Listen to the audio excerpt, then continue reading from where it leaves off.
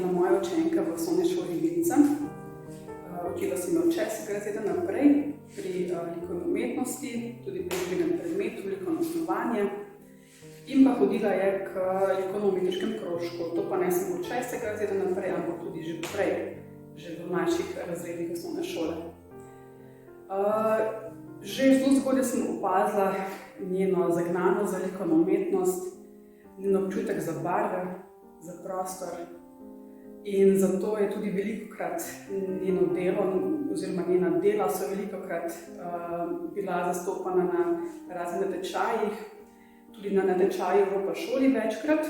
Je pa zdaj, ko je v 9. razredu bila nagrajena na državnem nivoju, sicer dosegla je 3. mesto na natečaju Evropa v šoli. Vse to, kar sem povedala, zdaj tudi vidimo na današnji razstavi.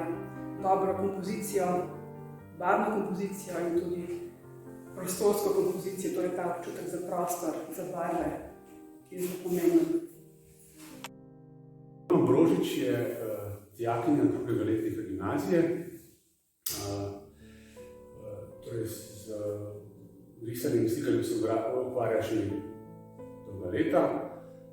Iz njenih del pa je razviden en tak dosti dober občutek za svetlobo v krajini.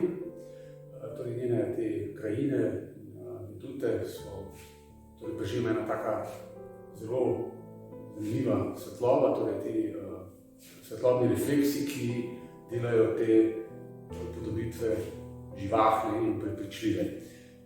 Seveda pa kot mladenka dela tudi portrete, slika živali, torej svoje muce, drevesa, ki okrožajo, vse to, kar jo nekako zanima v teh letih.